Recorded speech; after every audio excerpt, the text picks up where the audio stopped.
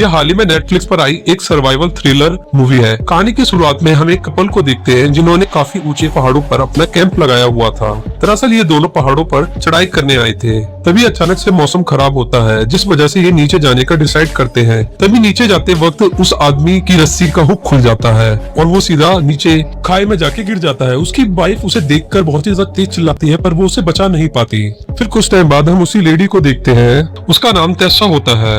उसके हस्बैंड को मरे हुए काफी टाइम हो जाता है। टेसा ऑस्ट्रेलिया के एक जंगल में कैंपिंग करने जा रही होती है। जिस जंगल में जाने की परमिशन लेने के लिए वो एक पुलिस स्टेशन जाती है। वहाँ वो देखती है कि बहुत सारे मिसिंग लोगों की फोटो लगी हुई है।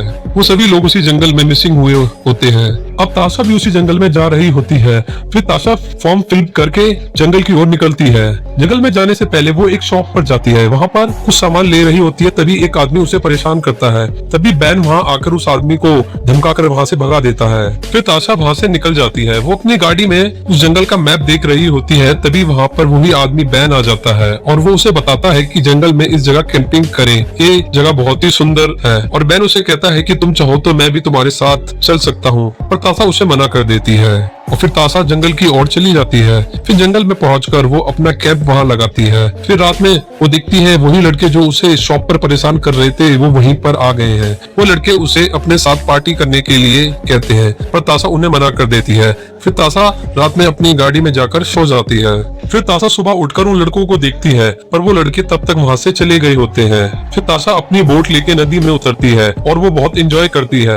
फिर थककर वो एक जगह रुककर अपना कैंप लगाती है। फिर अपना सारा सामान बाहर पेड़ पर लटका देती है। सुबह जब ताशा उठती है तब उसका सामान वहाँ नहीं होता। वो बहुत परेशान हो जाती है और बोट से जंगल में जाकर अपना सामान ढूंढने लगती है। तभी वो जंगल में एक बहुत ही सुंदर झोपड़ी देखती है। तभी वहाँ पर बैन आ जाता है, वो जो उसे शॉप पर मिला था। ताशा बैन को बताती है वो अपना सामान ढूंढ रही है। बैन उसे कहता है कि तुम्हें बहुत भूख लगी होगी, आ जाओ मेरे साथ खाना खा लो। फिर ताशा खाना खाने के लिए उसके साथ बैठ जाती है। फिर खाना खा के जब वो जा रही होती है तब बैन उसे कहता है कि ऐसे क्यों जा रही हो, अपना सामान तो लेती हुई जाओ। तब ताशा शॉक हो जाती है। बैन ताशा से कहता है ये लो अपना सामान और यहाँ से भागो, अब मैं तुम्हारा शिकार करूंगा। बैन के पास एक हथियार भी होता है। फिर ताशा डर कर वहाँ से भागने लगती है और बैन उसी हथियार से उसके ऊपर हमला करता है। ताशा किसी तरह उससे बच कर उस जंगल में भागती रहती है। बैन इस जंगल को बहुत अच्छे से जानता था क्योंकि वो उसी जंगल में रहता था, जिस वजह से वो बार बार ताशा को ढूंढ लेता है और ताशा के ऊपर हमला करके उसे मारने की कोशिश करता है। फिर ताशा किसी तरह बचते हुए पहाड़ों के ऊपर चढ़ जाती है, पर फिर भी बैन उसे ढूंढ लेता है। फिर बैन से बचते हुए ताशा किसी तरह एक बोट लेकर पानी में उतरकर भागने लगती है, पर बैन उसे फिर भी पकड़ लेता है और उसके पैरों में चैन बांध देता है।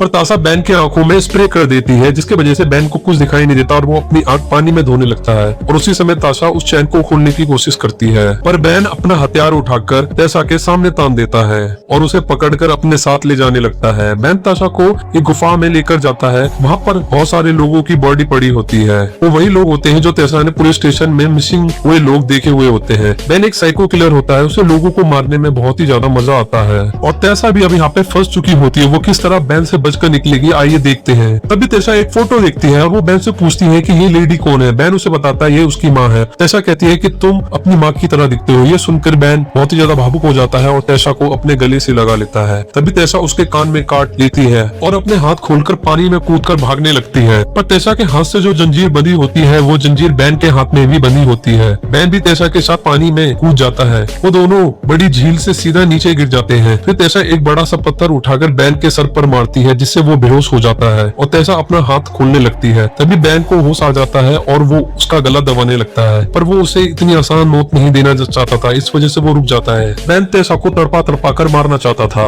तभी ताशा उसके सर पर मार देती है और एक बड़ा सा पत्थर उठाकर उसके पैरों पर बार बार मारती है, जिससे वो बेहोश हो जाता है। ये दोनों एक दूसरे से बंधे होते हैं। ताशा अब किस तरह अपनी जान बचाकर इस जंगल से निकलेगी। बैन की हालत भी अब खराब हो रही होती है। अगर उसे डॉक्टर को नहीं दिखाया तो उसकी जान भी जा सकती है। ताशा बैन से कहती है कि मैं तुम्हें डॉक्टर के पास लेकर जा सकती हूँ, पर बदले में हैं तुम मुझे नहीं मारोगे। दरअसल टेसा को चट्टानों पे चढ़ने का एक्सपीरियंस होता है और वो ऊपर चढ़कर बैन को भी अपने साथ ऊपर ले जा सकती थी, इसलिए बैन को अपनी जान बचाने के लिए टेसा की बात माननी पड़ती है। फिर टेसा पहाड़ की चोटी पर चढ़ने लगती है। वो ऊपर चढ़ते चढ़ते रस्सी को फांस देती है, जिससे बैन पकड़कर ऊपर चढ़ता है। टेसा काफी ऊपर चढ़ चुकी होती है। अब वो बैन को नीचे गिराने के लिए रस्सी खोलने की कोशिश करती है, पर बैन देख लेता है और उस रस्सी को जोर जोर से खींचने लगता है और कहता है कि अगर मैं मरूंगा तो साथ में तुम्हें भी लेकर जाऊंगा। और वहीं टेसा बैन से कहती है कि मैं तुम्हें गिरा नहीं रही बल्कि रस्सी टाइट कर रही हूँ। अब ये दोनों पहाड़ के काफी ऊपर चढ़ चुके होते हैं। टेसा तभी देखती है कि बैन उसे नहीं देख रहा। तभी वो अपनी रस्सी खोलकर एक पेड़ से बांध देती है। तभी बैन देख लेता है और रस्सी को तेजी से खींचने लगता है। टेसा ने रस्सी खोल दी होती है, जिस वजह से बैन सीधा